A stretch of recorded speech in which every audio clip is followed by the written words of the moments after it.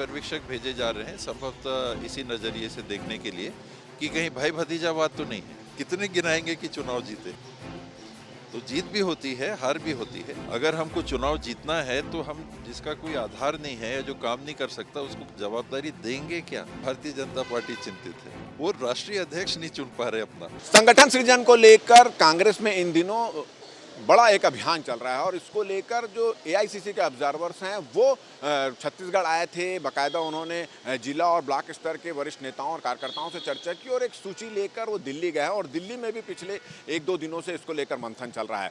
छत्तीसगढ़ के जो वरिष्ठ नेता हैं, उप मुख्यमंत्री पीएस सिंहदेव जो यहाँ खड़े हैं, पूर्व मुख्यमंत्री और मुख्यमंत्री दीपक बैज, तमाम लोगों को दिल्ली बुलाया गया था और वहाँ पर भी इनसे रायशुमारी ली गई। वो आज लौट के आए। आप लोगों से भी रायशुमारी ली गई पूरे प्रदेश में किस तरह के जिला अध्यक्ष बनाए जाने चाहिए, क्यों बनाए जाने चाहिए, किसको बनाया जाना चाहिए, इस तरह की रायशुमारी हुई है, क्या कहना?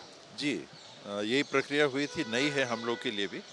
आज 50 साल से ज़्यादा हो जा रहे हैं कांग्रेस के संगठन में काम करते हुए, तो ये नयापन आया है, ये लाने की कोशिश की गई है। गुजरात में प्रारंभ हुई थी प्रक्रिया और अब सभी प्रदेशों में इस प्रकार से नियुक्ति करने की बात आ रही है कि एक और पैमाना जांच का और आकलन का। सामान्य रूप से जो सदस्य बनते हैं हमारे, तो पोलिंग बूथ के सदस्य वो ब्लॉक कांग्रेस को बनाते हैं, ब्लॉक कांग्रेस के सदस्य जिले में प्रतिनिधि भेजते हैं और ब्लॉकों के भेजे गए प्रतिनिधि फिर जिला अध्यक्ष मनोनीत करते हैं। तो इस प्रक्रिया में थोड़ा ये परिवर्तन हुआ है कि ऊपर से भी पर्यवेक्षक भेजे जा रहे हैं संभवतः इसी नज़रिए से देखने के लिए कि कहीं भाई भतीजावाद तो नहीं है। मैं हूँ, मैंने अपने हिसाब से सब बना दिया।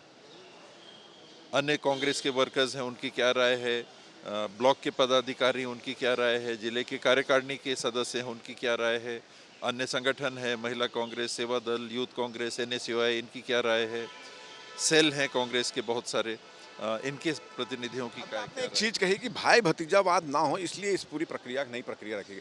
पहले लगता था क्या भाई भतीजावाद होता तो इसी कारण से वो परिणाम नहीं दे पाती थी पार्टी? परिणाम तो पार्टी देती रही है, तभी तो जीतती भी रही है।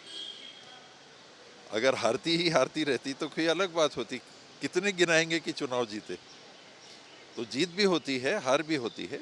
लेकिन अगर कहीं कोई ऐसी बात आती है सामने कि एक और देख लो, कि अपने मन का तो नहीं बना दिया, मैं किसी ऐसे स्थान पे हूँ कि मैं नियुक्ति दे सकता हूँ।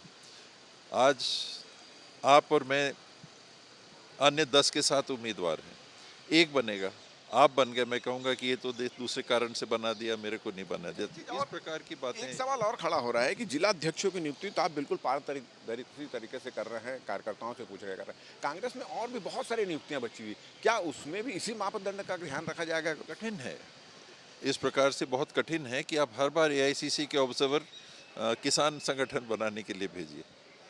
वो किसान सेल एआईसीसी के आ सकते हैं अगर वो सोचे कि हाँ ये प्रक्रिया भी हम अपना के देख लें। पर मैं नहीं सोचता कि कोई भी पार्टी इतना हर सेल के गठन के लिए ऐसी कार्रवाई करती है। एक चीज़ और देखा जा रहा है, आप लोग इस पूरी प्रक्रिया के दौरान भारतीय जनता पार्टी के सभी नेताओं का ये आरोप लग रहे थे कि ये जो एक तो संभव नहीं है, कांग्रेस में भाई भतीजावाद ज़्यादा चलता है, अपने खास को बनाने की प्रक्रिया चलती है एक, और ये जो प्रक्रिया बनाई जा रही है दिखावे के लिए की जा रही है, पारदर्शिता इसमें नहीं होगी। आखिर होगा वही जो हाईकमान चाहेगा, जो प्रदेश के वरिष्ठ नेता चाहेंगे, इस तरह की बात वो कह रहे हैं, क्या कहना है? हाईकमांड और प्रदेश के जो सीनियर लीडर्स हैं वो चाहते ही ये हैं कि हम अगले बार चुनाव जीत के आएँ। अगर हमको चुनाव जीतना है तो हम जिसका कोई आधार नहीं है या जो काम नहीं कर सकता उसको जवाबदारी देंगे क्या? अगर लक्ष्य केवल जिलाध्यक्ष बनाने का था तो मैं किसी को भी बना दूं, लेकिन मेरा लक्ष्य अगर चुनाव जीतने का है, अगली बार सरकार में आने का है, छत्तीसगढ़ में काम करने का है, लोगों को आज तकलीफ हो रही है, उस तकलीफ को दूर करने के लिए प्रयास करने का है, तो मैं कैसे जीतूंगा? जब वो संगठन भी तो पार्टी का खड़ा रहेगा जो कारगर है, तब तो सहयोग मिलेगा पार्टी के उम्मीदवारों को। तो मैं क्यों डमी बनाऊंगा अगर मेरे को सरकार में आना है? तो मेरे से बेवकूफ़ कोई नहीं होगा।